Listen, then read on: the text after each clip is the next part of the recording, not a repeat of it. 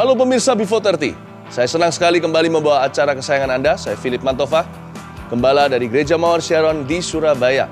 Dan saya sedang berada di Bukit Doa Immanuel, yaitu Bukit Doa gereja kami. Pagi hari ini ketika saya bangun tidur, saya mendapatkan sebuah suara Tuhan bagi setiap pemirsa. Bahwa segala berkat yang indah yang pernah Anda miliki, yang telah hilang dalam hidup Anda akhir-akhir ini akan Tuhan kembalikan dengan cara yang luar biasa. Maukah Anda percaya? Dan jangan kemana-mana, tetap di sini bersama dengan saya, sebab sebentar lagi Tuhan bukan cuma akan memulihkan apa yang pernah Anda miliki, segala sesuatu yang Tuhan janjikan dalam hidupmu, tapi Tuhan akan melakukannya dengan cara yang paling ajaib. Sebelum 30 menit acara ini berakhir, hidup Anda pasti akan berubah. Penyakit Anda pasti sembuh, keluarga Anda pasti diselamatkan. Jangan ganti channel Anda, pemulihan ajaib akan tiba setelah yang satu ini.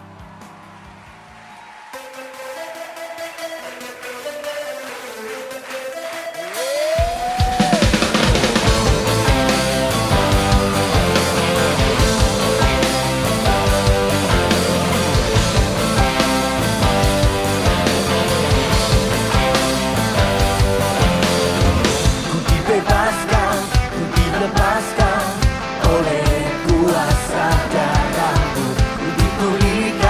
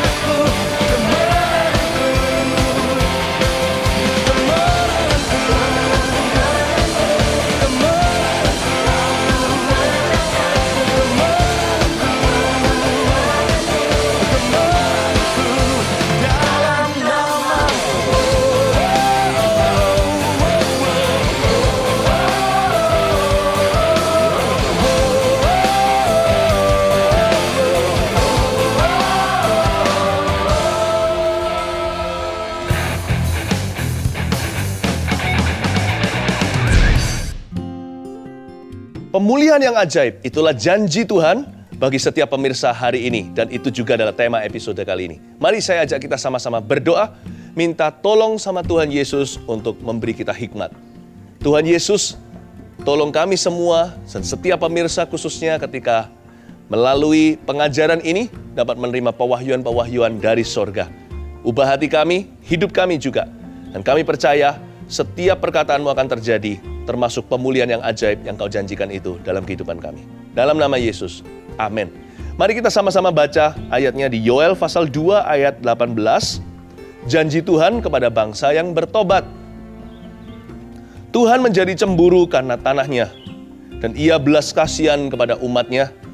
Tuhan menjawab, katanya, kepada umatnya, sesungguhnya aku akan mengirim kepadamu gandum, anggur, dan minyak, dan kamu akan kenyang memakannya.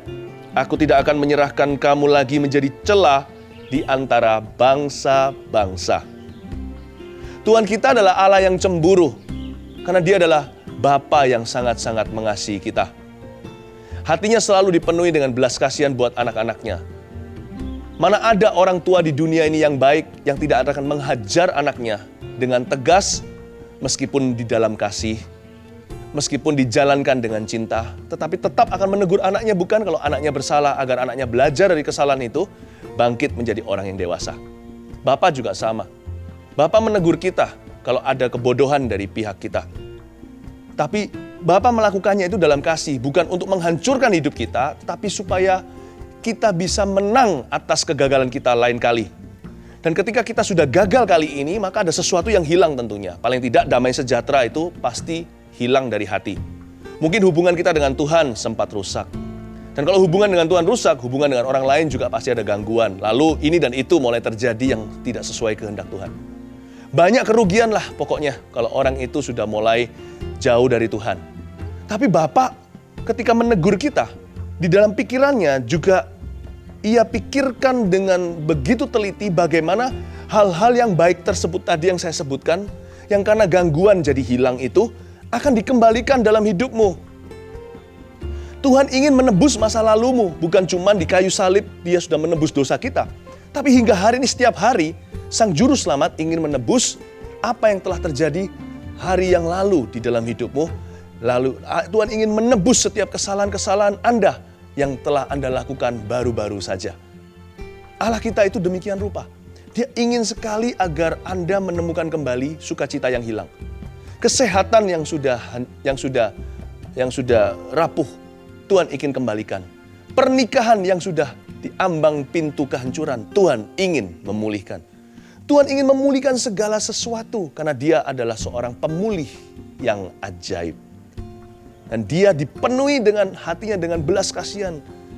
Seperti seorang ayah setelah mendisiplin anaknya, pasti di hatinya ada keinginan, nak, papa terpaksa.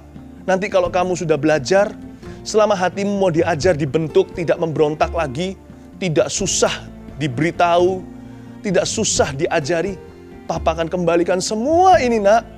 Papa akan kembalikan, papa tidak menikmati rasa pedih dan sakitmu di dalam disiplin ini. Papa tidak ingin menghukummu kalau ini kesannya seperti hukuman, ini pelajaran. Tapi Papa ingin sekali supaya kamu bisa menikmati, memperoleh kembali semua hak yang telah kucabut darimu tadi. Itu pikiran Tuhan. Buktinya di ayat ini dikatakan Tuhan menjawab umatnya di ayat 19 yang kita baca tadi. Sesungguhnya aku akan mengirim kepadamu gandum, anggur, dan minyak, dan kamu akan kenyang memakannya. Ketika Tuhan mengucapkan semua janji ini, orang Israel, umat Tuhan ini masih di dalam probation atau masih di dalam didikan Tuhan, belum selesai, belum keluar. Tapi Tuhan sudah sampai mikirkan ke gandumnya, anggurnya, minyaknya, semua berkat-berkat yang hilang tadi, semua kebaikan Tuhan yang lenyap, yang menguap. Tuhan sudah pikirkan, nanti aku akan kembalikan ketiga-tiganya kepadamu ya nak, gandum, anggur, minyak. Katakanlah apa saja yang ingin aku penuhkan dalam hidupmu dan kamu akan kenyang memakannya. Tuhan bukan cuma hanya memberikan kepada kita seperti semula, tapi pemulihan Tuhan begitu ajaib. Tuhan ingin kembalikan berlebih-lebihan. Kalau Tuhan bilang kenyang, itu bukan kenyangnya manusia. Kalau Tuhan bilang Aku mau memberi makan 5.000 orang. Pulang bawa 12 bakul roti. Bisa buka usaha malah. Tuhan punya kenyang, itu pasti tidak sama dengan standar orang. Tuhan tidak ingin kembalikan saja. Tuhan ingin tambah-tambahkan. Carilah kerajaan sorga, semua ditambahkan. Bukan cuma dikembalikan loh ya. Kembalikan itu 1 dikembaliin 1. Ambil 2, hilang 2, pulang 2. Tadinya ada 4, sekarang tidak ada. Nanti di tempatnya ada 4 kembali. Tuhan gak begitu. Tadi ada 3, Tuhan kembalikan 33. 30 lebih. Masih ada lebih 30 untuk kita bersuka cita dan bersyukur setiap hari bagi kepadanya. Tuhan punya standar itu seperti itu. Karena itu saya sebut episode kali ini pemulihan yang ajaib. Karena Tuhan bukan orang, Dia bukan manusia, Dia tidak sembarangan, dan Dia tidak biasa-biasa saja. Ini yang Tuhan ingin lakukan dalam kehidupanmu pada hari ini juga. Ayat berikutnya, yang datang dari utara itu akan kujauhkan daripadamu, dan akan kuusir ke suatu negeri kering dan tandus. Barisan mukanya ke laut timur, dan barisan belakangnya ke laut barat, maka bau busuknya dan bau anyirnya akan naik, sebab ia telah melakukan perkara yang besar.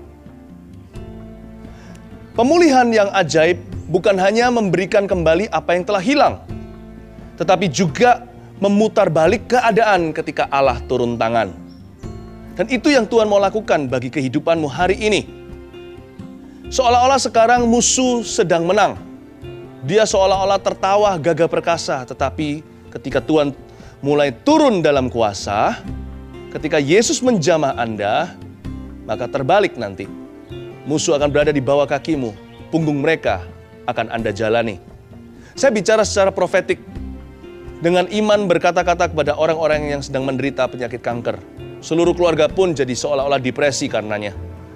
Tahukah Anda, seolah-olah sekarang kanker yang mendikte Anda setiap hari bagaimana harus hidup dan bahkan merampas kehidupan itu langsung dari tubuh Anda. Seolah-olah kita menjadi mayat sementara kita masih hidup. Kehidupan mulai bukan pelan-pelan tapi dengan cepat meninggalkan tubuh ini. Tapi sekarang saya mau berbicara dan mau berdoa bagi Anda nanti.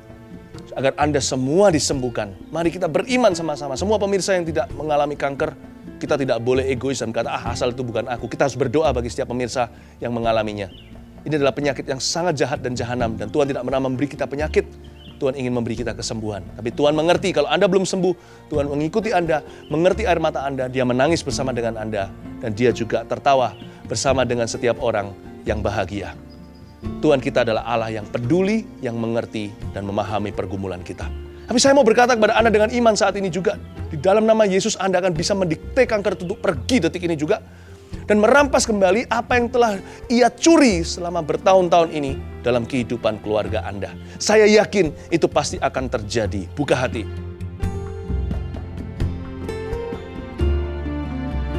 Sekarang kita langsung berlanjut ke ayat 25. Demikian bunyinya. Aku akan memulihkan kepadamu tahun-tahun yang hasilnya dimakan habis oleh belalang pindahan, belalang pelompat, belalang pelahap, dan belalang pengerip. Tentaraku yang besar yang kukirim ke antara kamu. Maka kamu akan makan banyak-banyak dan menjadi kenyang. Dan kamu akan memuji-muji nama Tuhan Allahmu yang telah memperlakukan kamu dengan ajaib. Dan umatku tidak akan menjadi malu lagi untuk selama-lamanya. Kamu akan mengetahui bahwa aku ini ada di antara orang Israel. Dan bahwa aku ini Tuhan adalah Allahmu dan tidak ada yang lain. Dan umatku tidak akan menjadi malu lagi untuk selama-lamanya. Mungkin pemirsa bertanya, sampai kapan aku harus menunggu hingga Engkau memulihkan aku ya Tuhan? Pertanyaan itu boleh-boleh saja, dan saya bisa mengertilah bahwa banyak orang bergumul dengan sesuatu cukup lama. Tapi jangan putus asa, dalam Tuhan selalu ada harapan yang baru.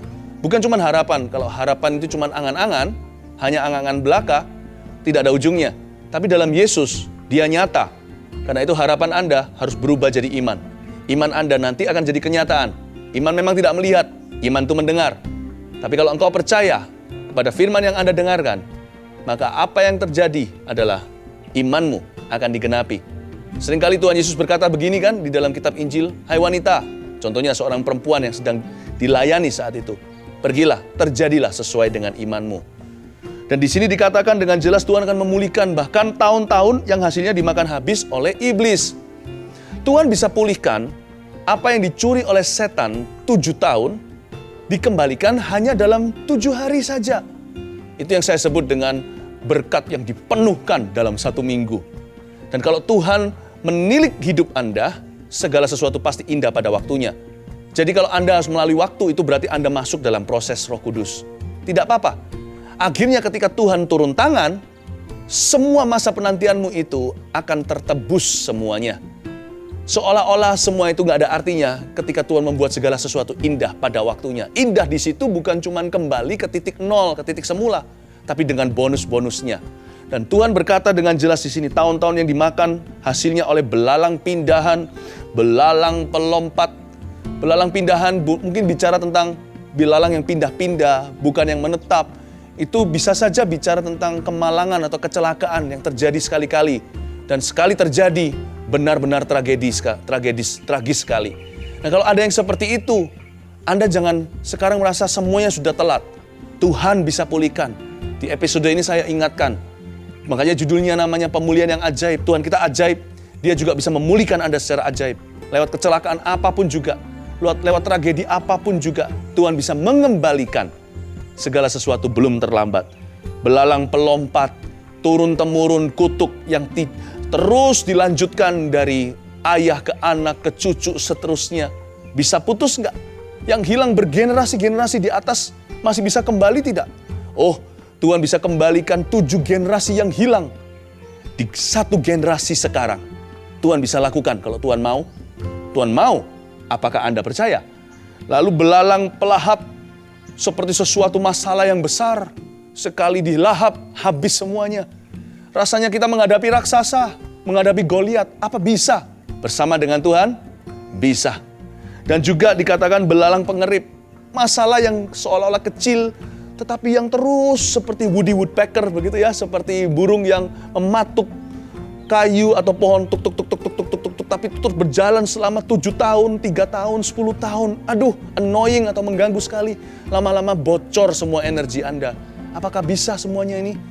Saya ingat ayat yang dikatakan di Kidung Agung, tangkaplah rubah-rubah kecil itu. Dalam Kristus, setiap masalah terkecil yang mengganggu, yang membuat Anda erosi rohani, akan bisa pergi. Tuhan bisa pulihkan sesuatu yang secara tekun setan curi hari per hari, menit per menit, detik per detik. Tuhan bisa kembalikan sekaligus dalam satu kado yang indah di dalam Kristus. Saya percaya janji ini untuk Anda. Maka kamu akan makan banyak-banyak dan menjadi kenyang. Dan kamu akan memuji-muji nama Tuhan Allahmu yang telah memperlakukan kamu dengan ajaib. Dan umatku gak akan menjadi malu lagi untuk selama-lamanya. Ada perbedaan level di ayat 26 dibanding ayat 19.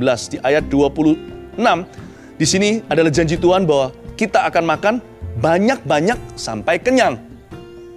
Sedangkan di ayat 19 dikatakan Tuhan akan mengirim kepada kita gandum, anggur, minyak, dan kita akan kenyang memakannya. Dalam bahasa asli atau dalam bahasa Inggrisnya juga, kata yang pertama di ayat 19 pakai kata enough atau cukup. Sedangkan ayat 26 pakai kata plenty atau berlimpah. Ingat tadi saya katakan di awal-awal pengajaran ini, kalau Tuhan kasih cukupnya Tuhan aja sudah lebih dari cukup bagi kita. Standar Allah kan beda. Saya waktu makan nasi, anak saya melihat. Dia berkata, wow, papa makannya banyak sekali. Saya bilang, enggak loh ya. Papa makannya sedang-sedang saja, tapi karena papa orang dewasa, porsinya lebih besar. Bagi anak saya makannya banyak sekali. Setiap kali makan seolah-olah buffet. Makan sepuasnya. Ya karena perut dan lambungnya masih kecil dibandingkan dengan perut lambung saya. Standar saya beda dengan standar anak kecil. Demikian juga standar kita orang besar, orang dewasa pun di dunia ini. Nggak ada apa-apanya dibandingkan Allah Maha Kuasa. Kalau Allah memberikan apa yang cukup saja dari dirinya ke kita, kita sudah kewalahan. Apalagi di ayat 26. Allah memberikan apa yang lebih dari cukup, yang kelimpahan. Kau akan makan banyak-banyak sampai full atau kenyang. Kalau Tuhan kasih yang itu lebih dari cukupnya, bukan cuma kewalahan, kita hanya bisa berkata, wow, itu mujizat.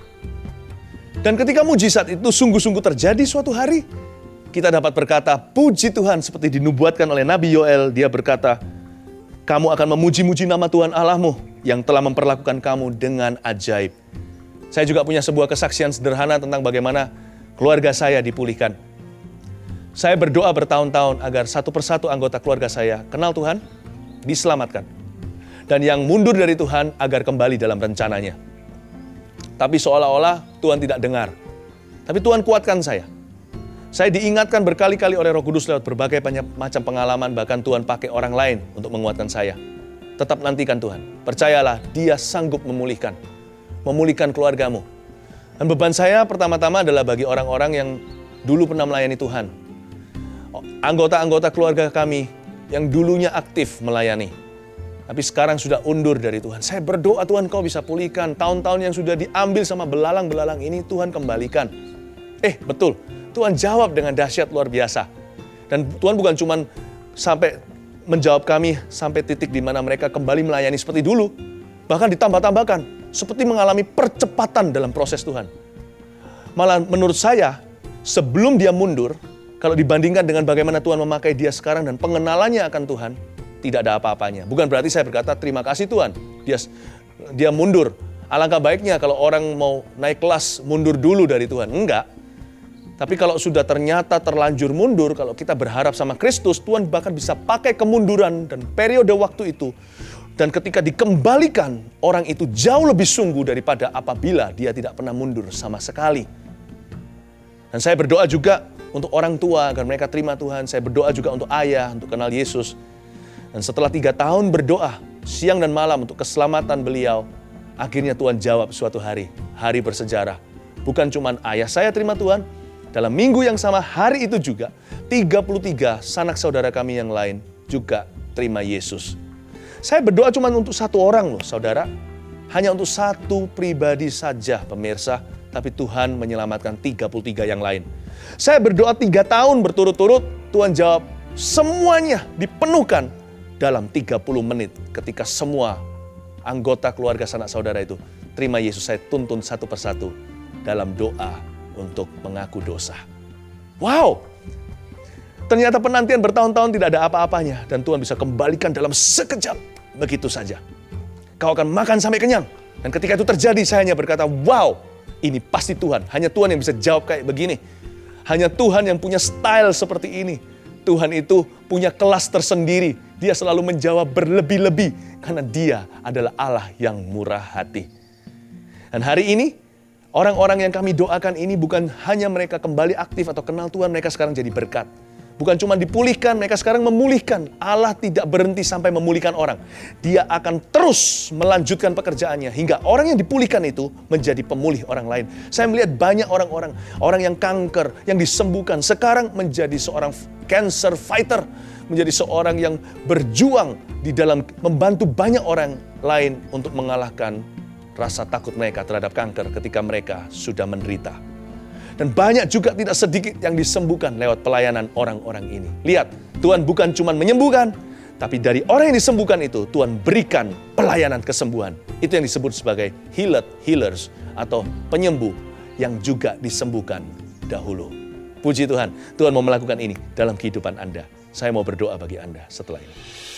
Pak Philip, anak ini kurang lebih 10 tahun tidak bisa berjalan harus merangkak, tapi malam hari ini disembuhkan oleh Tuhan dan bisa berjalan kembali. Haleluya. Umur berapa anak ini Ibu? Umur berapa? 10 tahun. Umur 10 tahun. Tidak ada yang terlalu muda ataupun terlalu tua untuk disembuhkan. Tuhan kasih tepuk tangan buat Tuhan Yesus. Thank you Tuhan. Terima kasih Tuhan. Di dalam nama Yesus urapi anak ini. Thank you. Kasih tepuk tangan buat Tuhan Yesus. Pemulihan yang ajaib, saya ingin berdoa bagi setiap Anda agar Anda dipulihkan kesehatan, keuangan, dan keluarga Anda. Maukah Anda mengulurkan tangan ke depan? Kita akan berdoa bersama-sama memanggil nama Tuhan Yesus. Terima kasih Tuhan, Kau lihat setiap pemirsa yang mengulurkan tangan seperti ini. Tuhan, Kau datanglah bagi mereka. Dan khususnya bagi yang sakit, hamba terbeban sekali untuk berdoa. Dan lebih khusus lagi adalah bagi orang-orang yang menderita sakit kanker sekarang. Dalam nama Yesus, Tuhan, sembuhkan setiap orang yang menderita ini ya Tuhan. Tuhan, aku percaya kepadamu. Aku percaya segenap hati. Setiap pasien kanker sekarang disembuhkan. Entah gimana caranya, Tuhan cukup besar. Bagi saya, ya Tuhan, dunia itu terlalu besar, saya gak bisa layani satu persatu. Bagi Tuhan, kecil sekali, Tuhan bisa sembuhkan sekejap semua orang dalam detik yang sama. Terima kesembuhan itu dalam nama Yesus. Tuhan tunjukkan pada saya seperti ada surat dokter yang menyatakan Anda tidak perlu kemoterapi lagi. Saya melihat itu surat-surat itu menumpuk dan tambah banyak. Saya anggap itu sebagai suatu kata iya dari sorga, bahwa ia menyembuhkan Anda. Saya berdoa beriman bagi Anda dalam nama Yesus Kristus. Ada satu orang kedua matanya seperti melotot seperti ini. Dan dulu Anda tidak begitu. Sesuatu terjadi, saya nggak tahu namanya apa itu, penyakit itu. Tapi itu Anda, dan sekarang Anda harus terus di treatment secara medis. Dan saya berdoa dalam nama Yesus, mata Anda kembali normal.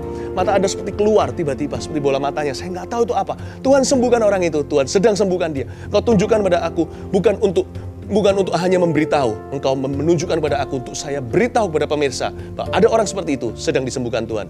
Ada gusi, seseorang yang berdarah hingga bernanah. Waktu saya berkata sekarang dalam nama Yesus, nanah dan darah dan luka itu sekarang kering. Anda merasakan seperti ada sesuatu yang panas keluar karena itu darah, nanah darah kotor itu keluar saat ini juga. Tiba-tiba menemukan jalur keluar dan seperti Anda merasa hangat di dalam, seperti ada cairan itu keluar semua saat ini juga. Detik ini juga saya tahu ada orang seperti ini. Terima di dalam nama Tuhan Yesus Kristus. Aku ucapkan kesembuhan, setan kau keluar dari diri orang-orang ini. Dalam nama Yesus, Tuhan selamatkan setiap keluarga. Haleluya. Amin. Saya bisa rasakan urapan Tuhan. Begitu indahnya mengalir seperti sungai di tubuh saya, seperti ada aliran listrik.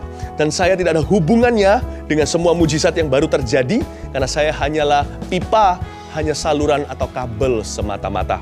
Segala kemuliaan bagi Tuhan. Dan kalau Anda belajar memuliakan Tuhan, saya tahu hidup Anda tak akan pernah sama selama-lamanya. Tuhan Yesus memberkati. Kita akan bertemu lagi segera di episode yang kemudian. Tetap berharap kepada Tuhan. Dibebaskan, dilepaskan.